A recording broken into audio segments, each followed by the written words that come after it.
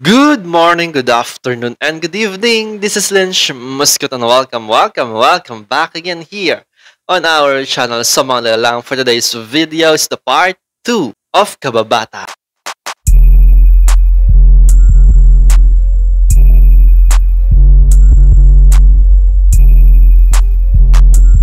Mga nilalang for today's video is the part 2 of Kababata, and let's make a very quick shoutout po para dun sa lahat mga taong nag-comment po sa part 1 po ng Kababata. So let's start to Miss Nerissa, San Diego Lezano, Reuben Aniceto, Antonio Jr. Alayon, Danilo Macapagal, Aldi O. Dizon, Johnny Lagartera, Fire Dragon, Rani Flores, Danilo Hugarap, Ernesto C., June Bregola, Angel Bert Limhoco, Estrella Yambao, at sa kauna-unahang nag-comment na si Mr. Noel Ortiz. At kung gusto mong marinig ang pangalan mo sa next video na isa-shoutout natin, just comment down below your own opinion about this video after you watch this video. Mga nilalang, kung hindi nyo pa napapanood yung ilang videos natin na may kinalaman sa kababata, may lalabas po na cards dyan sa upper right side po ng screen na to. Just click that at dadalhin kayo niyan sa playlist natin kung saan naroon nakakompile na lahat ng mga videos natin na may kinalaman sa kababata. Don't forget to click the subscribe button and turn on the notification bell para naman always updated ka sa mga nangyayari sa channel na ito. Samahan mo na rin yan ng pag-hit ng like button, pati na rin yung share button. And now let's start to watch the part 2 of Kababata. Huwag ka mag-i-skip ng ads!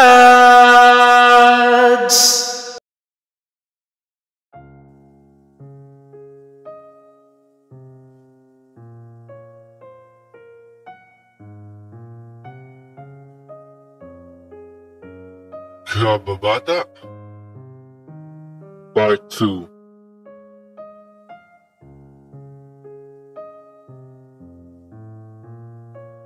Neil's POV. Nang mga sandaling yun, ay tiningnan naman ni Alice ang batang lalaki na kalaro ko. Hoy, Papay, hindi naman ako sinasagot ni Olive Oil eh. Pakisabi nga dyan sa kaibigan mo na isali niya ako oh. Sabi ni Alice sa batang lalaking kalaro na ako ang tinutukoy.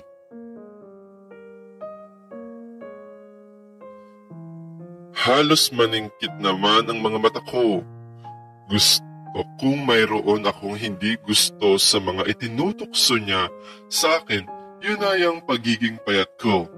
Well, halata naman talagang payat ako dahil may kataasan ako.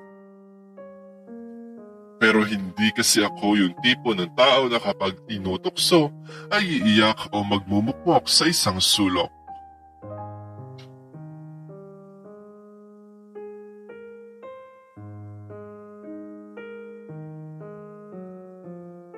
Mula sa pagkakaupo ko ay tumayo ako, dahilan naman para tumingala sa akin si Alice dahil nga mas matangkad ako rito.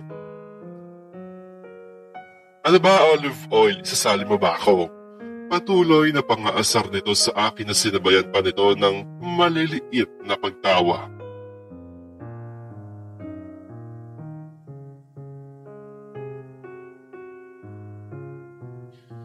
Nagdikit naman ang dalawang kilay ko. Pagkuhan ay binitiwan ko ang hawak kong holen at saka ko siya tiningnan mula ulo hanggang paa at pabalik ulit sa mukha ni Alice. Wow! Nagsalita ang may magandang katawan. Sabi ko na sinabayan ko ng nakakalokong tawa.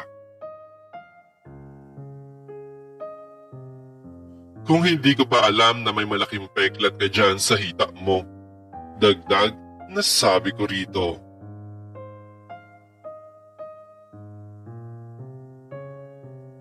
Napansin ko naman na biglang namula ang mukha ni Alice dahil sa sinabi ko. Hindi totoo yan ha, sabi nito sa akin sa paraang itinatanggi. Anong hindi totoo? Nakita ko yata ang peklat mo nang minsang madapa ka. Akala mo siguro ay walang nakakita, no? Sagot ko kay Alice. Ngayon sabihin mong hindi totoo. Dugtong kong sabi rito.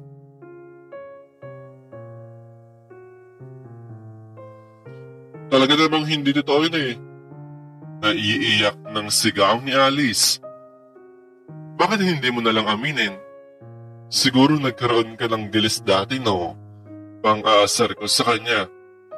Aling galis, pang-aasar ko habang nilalagyan ko ng tono ang tawag ko sa kanya. Sapat para tuluyang umiyak si Alice. Aaminin kong tuwang-tuwa naman akong makitang napipikon at umiiyak ito. Lalo na at ito naman ang nagsimulang mang-asar. Nang mga panahong yon, nasa ika-6 na baitang ito sa elementary at nasa ika-5 baitang naman ako. Mas matanda ito sa akin ng 2 taon.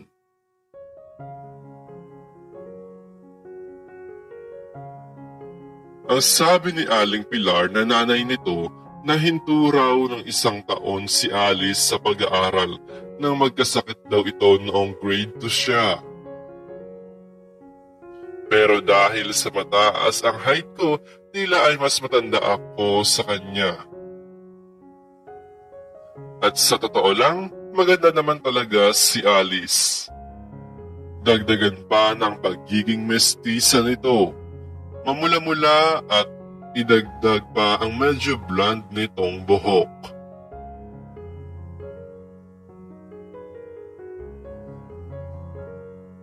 Bilang mga bata, kung ikukumpara ko si Alice sa sarili ko, wala akong sinabi sa anyo ni Alice. Payat at matangkad ako sa edad na 10 taon. Mukha nga akong kawayan noon. Bukod pa roon, moreno ang kulay ko. Kulay itim na itim ang buhok ko.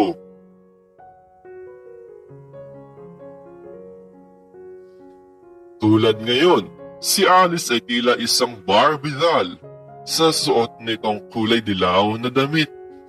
At maayos ang pagkakatalim ng buhok na siyang nagpalinis pa sa anyo nito.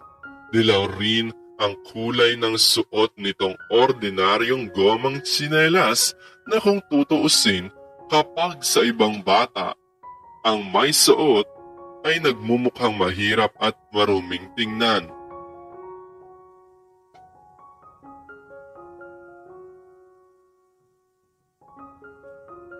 Pero kay Alice, dahil maganda, maputi at magkakakulay ang suot, ay namumukod tangi ito.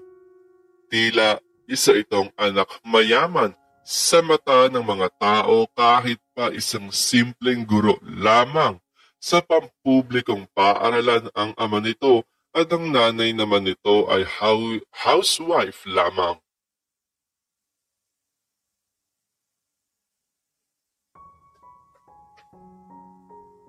Samantalang ako, kahit pa mamahalin ang suot yung damit dahil sa larawang nakaimprenta ng isang sikat na cartoon character, ay marungis pa rin akong tingnan. Dagdagan pa ng kalalaro ko ng Holland sa buhanginan.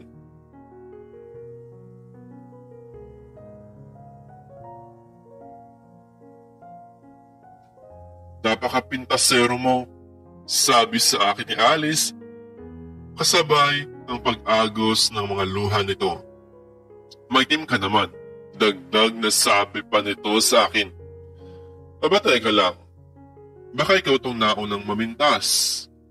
At saka, ano naman sa'yo kung maitim ako? Hindi naman ako iyaking tulad mo. Para kang papayang hilaw na iyak ng iyak. Nagsimula kang mamintas, tapos kapag ginantihan ka, wala kang panlaban kundi ang pag-iyak mo.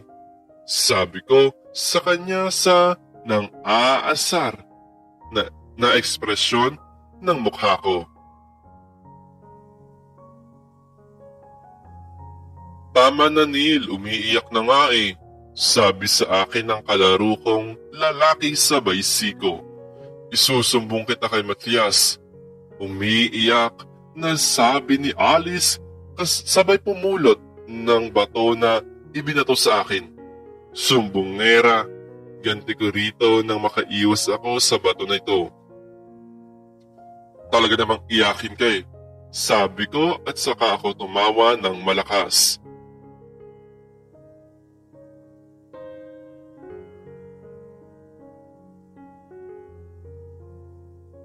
Neil, narinig kong sigaw mula sa kung saan. Walang iba kundi ang 15 anyos na si Matias. At katulad ng mga kwento sa fairy tale, ililigtas nito ang prinsesa nito mula sa dragon. At siyempre, ako na naman ang lalabas na kontrabida sa mata nila. Ako ang dragon.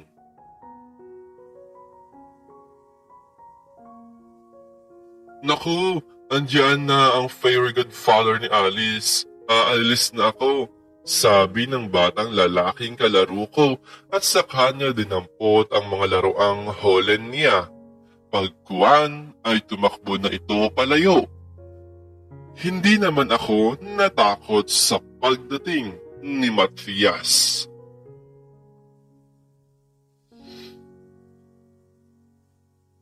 O yan na, magsumbong ka na, sabi ko kay Alice. Neil, tama na yan. Saway naman sa akin ni Matias at saka nito nilapitan si Alice at inakbayan. Tahan na, huwag ka nang umiyak, sabi ni Matias kay Alice.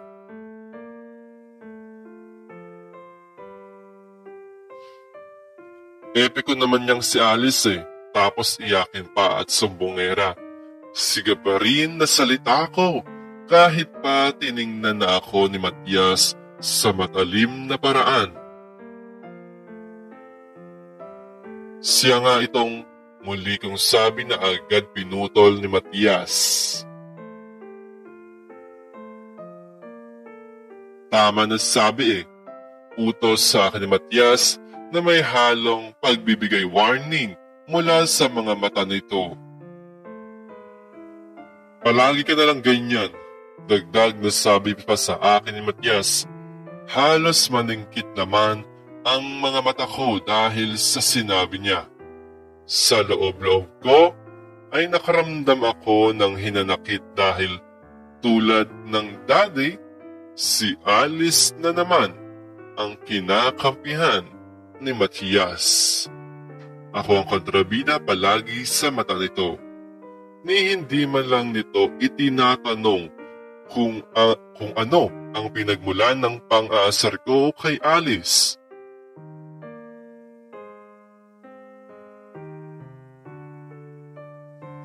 Wala naman akong nagawa kundi ang damputin na lamang ang mga laroang holen mula sa lupa. Wala ka naman kasing alam gawin kundi ang awayin ng awayin si Alice. Pabuntong hiningang sabi ni Matias sa akin sa mas mababang tono ng pananalita.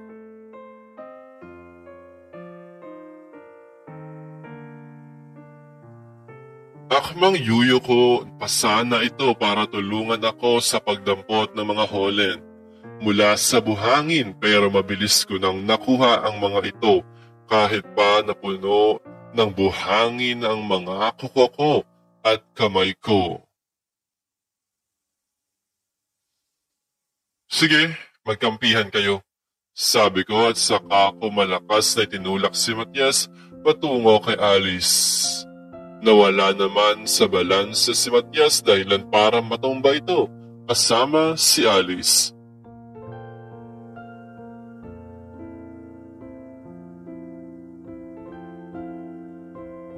Sinabayan ko naman iyon ng mabilis na pagtakbo at saka ko sila iniwan. Nang makalayo na ako at wala na sila sa paningin ko, huminto naman ako sa pagtakbo at saka pabagsak akong naupo sa buhanginan. Mula sa pagkakaupo ko ay tinanaw ko na lamang ang dagat at saka ako umiyak. Mas okay na yun kaysa naman ipakita ko sa kanilang dalawa na umiiyak ako.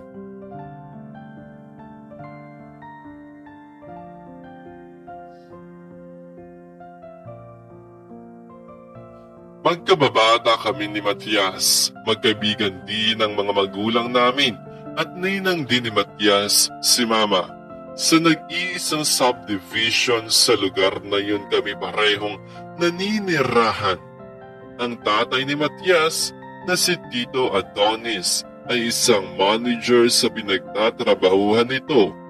Si Tita Zoira naman na nanay nito ay isang professor sa isang pinakamalaking pribadong eskwelahan sa lugar na yon. Magmula ng mga bata kami ni Matias ay doon kami nag-aaral.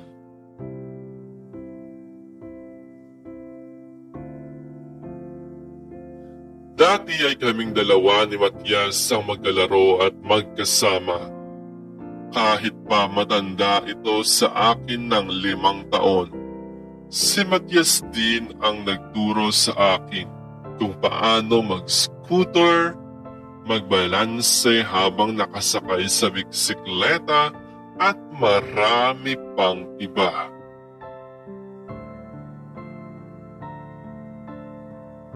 Nang minsang mag-uwi si Papa ng isang laruang nasasakyan din mula sa ibang bansa, kaming dalawa ni Matias ang gumamit noon habang tinuturuan ako nito kung paano yun gamitin dahil hindi ko din alam kung paano yun paandarin.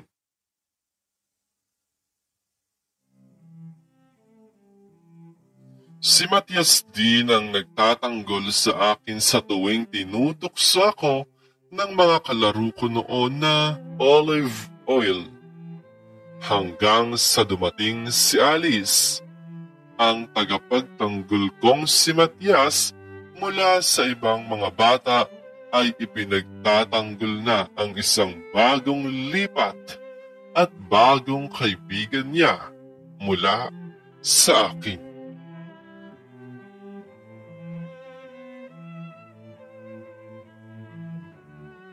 Bagong lipat lamang noon ang pamilya ni Alice sa subdivision namin. Malapit lang din ang bahay nito kina Matias. Kung ikukumpara ang bahay ni na Alice mula sa mga naglalakihang bahay na nasa kalye nila, mistulang 1 kubo lamang ang bahay nila Alice. At lalo pang nagmukhang alangan ang bahay nila mula sa ibang mga bahay na naroon dahil corner lot na iyon at pader na ng ibang subdivision na iyon ang kasunod ng bahay nila.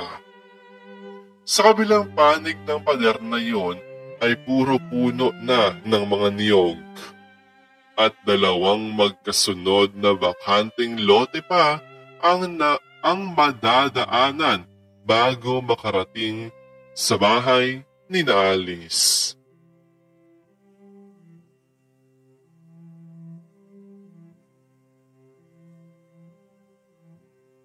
At ang 2 palapag naman sa malaking bahay ni na Matias ay tila isang kastilyong nakatunghay sa bahay ni na Alice. Sa pamamagitan ng government low-cost housing kung bakit naparoon ang pamilya ni Alice. At dahil presidente ng Homeowners Association ang nanay ni Matias na si Tita Zoira, ay agad na nakipag-ugnayan ito sa pamilya ni na Alice para tulungan ang mga magulang ni Alice at ang 2 pa nitong nakababatang kapatid at naging dahilan naman iyon para magkalapit sina Matias at Alice.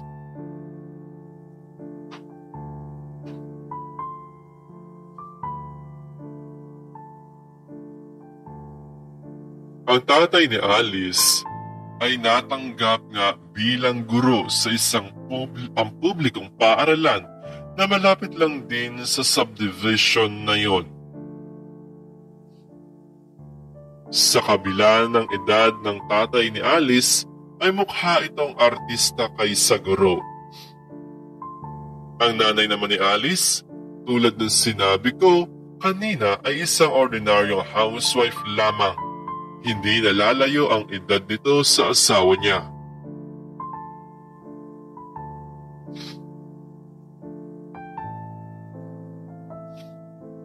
Sa pagkakataong ito, ikakwento ko naman sa inyo ang araw ng paglipat ni Alice sa subdivision namin.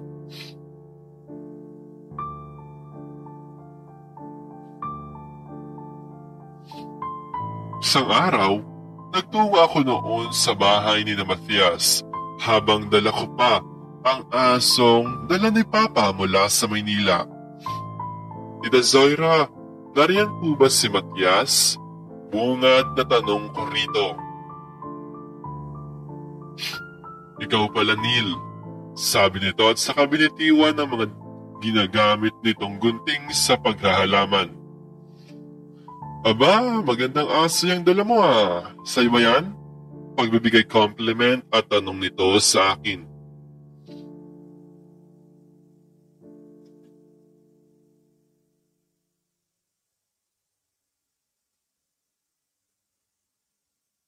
Ngumiti naman ako dahilan para lumitaw ang dimple ko mula sa magkabilang pisngi ko.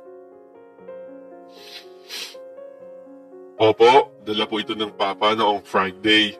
Magalang kong sagot rito. Sa Maynila nagtatrabaho noon si Papa at tuwing Biyernes ng gabi ito umuwi at bumabalik ulit ito sa Maynila tuwing madaling araw ng Lunes.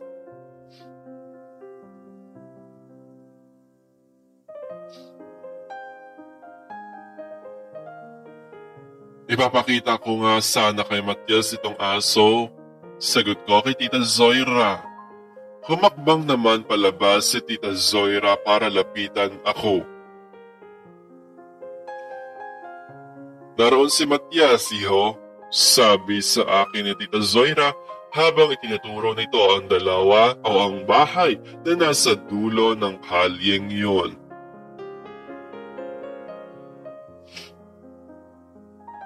Ano ho ang ginagawa ni Mathias doon? Magalang kong tanong kay Tita Zoira. May lumipat na sa bakanteng bahay na yon. Nung makalawa lang, hiyo, mag-asawa at may 3 anak, magkasama kami ni Mathias nang tulungan namin sa paghahakot ang bagong lipat. Kanina naman ay nakita niya nagbubuhat ng paso ang panganay na anak ng mag-asawa. Ang paalam sa akin ni Mathias ay tutulungan daw niya. Pwede kang magtungo roon kung gusto mo.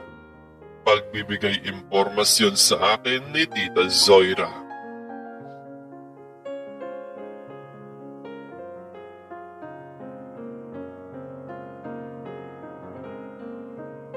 Sige po, salamat po. Sabi ko kay Tita Zoira. Nang marating ko naman ang bahay na kinaroroonan ni Mathias, napansin kong wala palang bakod ang bahay na yun. Sa tapat naman ng pintuan ng bahay na yun ay napansin ko ang 2 batang naglalaro.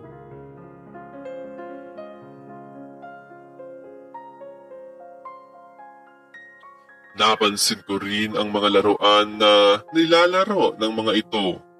Halatang ordinaryong laruan lamang ang mga yon na gawa sa plastik. Yun yung tipo ng mga laruan na nakikita ko sa palengke sa bayan sa tuwing sumasama ako kay Mama para mamalengke. Nagangat naman ako ng tingin sa may bandang pintuan ng bahay nang makarinig ako ng isang halakhak. Mula roon ay palabas ang isang batang babae at kasunod nito si Mathias na nakangisi rin. May kung ano naman akong naramdaman sa loob ko mula sa batang damdamin ko.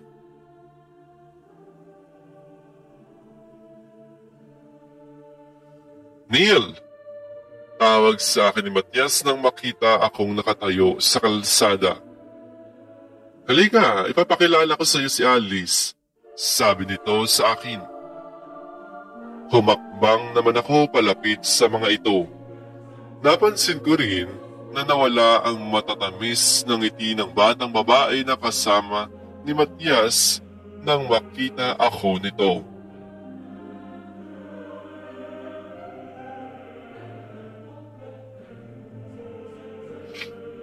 Nanlaki rin ang mga mata ko dahil sa gulat nang makita kong hawakan ni Matias si Alice sa kamay at saka hinila ito palapit sa akin nang hindi na ako umalis sa kinalalagyan ko.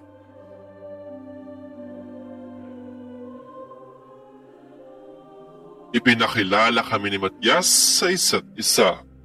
Muli namang lumitaw ang mga ngiti mula sa labi ng batang babae na si Alice nga. Sa madaling salita, nakilala ko si Alice sa pamamagitan ni Matias. Aso ba yung hawak mo? Sabi ni Alice nang mapansin ang hawak ko. Tila naman ay diring-diri ito o diring-diri ang anyo nito at reaksyon dahil sa hawak kong aso. Lihim na napangiti naman ako sa mga sandaling yon. Here, hawakan mo. Mabait naman yan, sabi ko at saka ko inabot sa braso ni Alice ang hawak kong aso.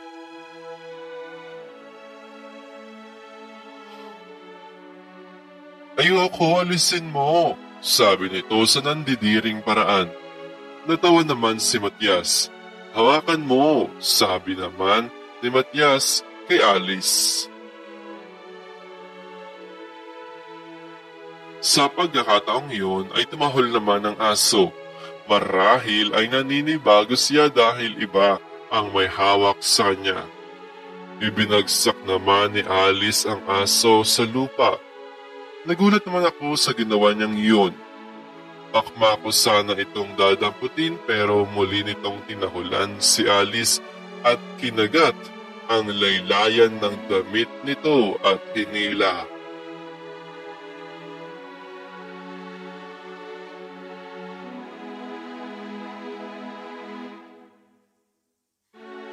Matias, yung aso awatin mo. Baling ni Alice kay Matias sa paraang takot na takot.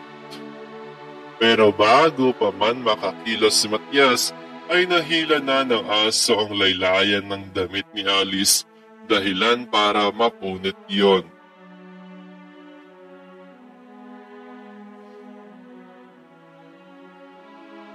Alisin mo na ang aso dito, Neil. Biglang utos sa akin ni Matias sa mataas na tono ng pananalita nang umiyak na si Alice. At ang pagkakataong iyon, ang kauna-unahang beses sa buong buhay ko, napagtaasan ako ni Matias ng boses.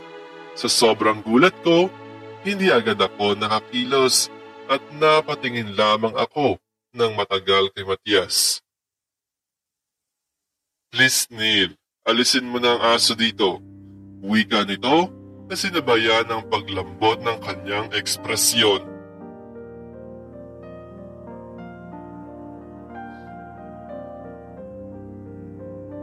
Yumuko naman ako para kunin ang aso.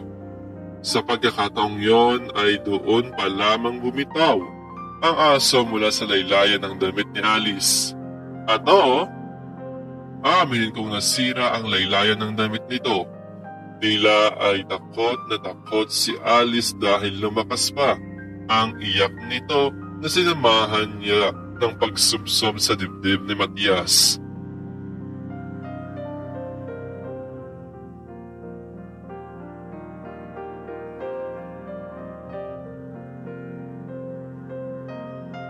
Pagagalitan ako ni Mama Matias, sumbong ni Alice kay Matias. Pasensya ka na, pababayaran ko na lang kay mama ang damit mo. Sabi ko kay Alice.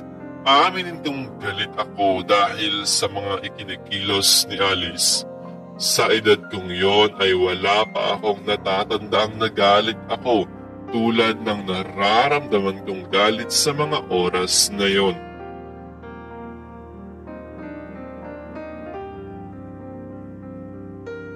Hindi naman expensive yung damit mo ah. Nakikita ko ang nakasabit yan sa mga tindahan sa palengke. Walang pakialam kung sabi rito na mabilis na pinutol ni Matias.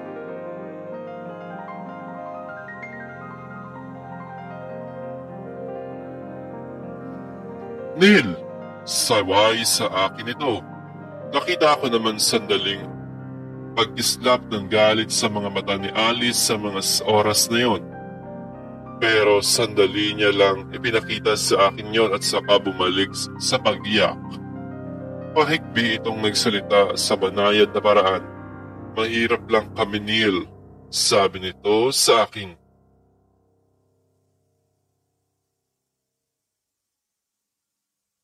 Agad naman ako nakaramdam ng guilt mula sa mga narinig ko rito. Nang tumingala naman ako ng tingin kay Matias ay nakita ko ang galit sa mga mata nito. Pero hindi ko na lamang yun pinansin pa. Let's go, Matias. Nangako ka sa akin na ipapakita mo sa akin ang aquarium mo ngayong hapon. Anyaya ko sa kababata ko. Mauna ka nang umuwi, Neil. Susunod ako. Sabi nito sa akin. Sabay tayong uuwi sa inyo. Huwag mong sirain ang pangako mo sa akin dahil kapag umuwi ako ng mag-isa, hindi na ako mag-aabalang tingnan pa ang aquarium mo. Sabi ko rito sa seryosong paraan. Gumawa naman ng buntong hininga si Matias at saka nagsalita ulit. Sige, pero humingi ka muna ng sorry kay Alice. Wika nito sa seryosong paraan.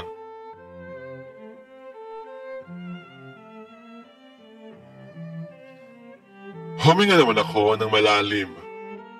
Pero wait lang ha. Baka kasi isipin nyo ay hindi ako nakikipagkaibigan sa mga mahihirap. Hindi naman ako ganoong klase ng tao.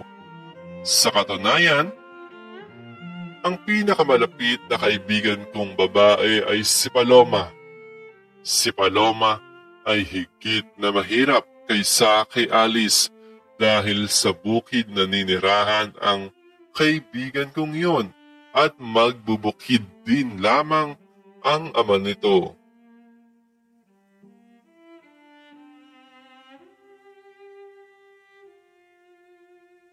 At hindi madali para sa akin ang humingi ng sorry lalo na at sa unang pagkikita pa lamang namin ni Alice ay mabigat na agad ang loob ko sa kanya. At lalo na nang makita kong magaan ang loob ni Matias rito. Iginiit pa nito lalo ang sarili niya sa dibdib ni Matias kahit bago pa lamang ito magkakilala.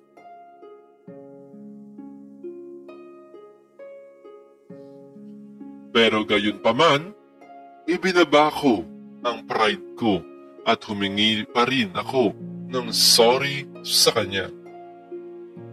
I'm sorry, Alice. Halos bulong kong sabi. Matapos ko ngang magsalita ay binalingan naman ni Matias si Alice ng tingin.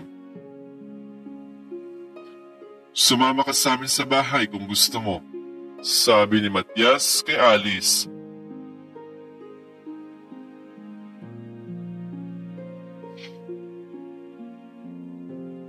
Ipapakita ko rin ang aquarium ko. Saltwater yun kaya makikita mo ang iba't ibang kulay ng mga isdang nakalagay roon. May corals pa.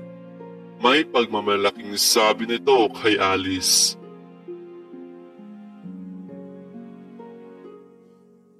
Isang matamis na ngiti lang ang pinakawalan ni Alice.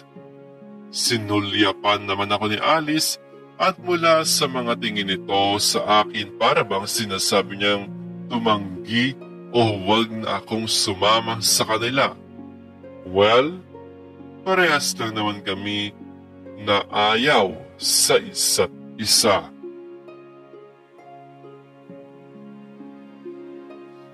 Nadismaya naman ako nang sumang-ayon si Alice. Sige, Matthias, pero hindi ako pwedeng magtagal ha. Wala kasing kasama ang mga kapatid ko rito. Pagpapaunang sabi na ni Alice kay Matthias. Samantala, mabalik naman tayo sa kwento ko kanina. Habang nakaupo nga ako sa buhanginan, ay pinahiran ko naman ang luhang dumaloy sa pisngi ko at saka ako tumayo at nilinis ang aking sarili mula sa mga buhanging nakadikit sa katawan ko. Matapos yon ay lumakad na ako pabalik sa bahay sa mabagal na paraan.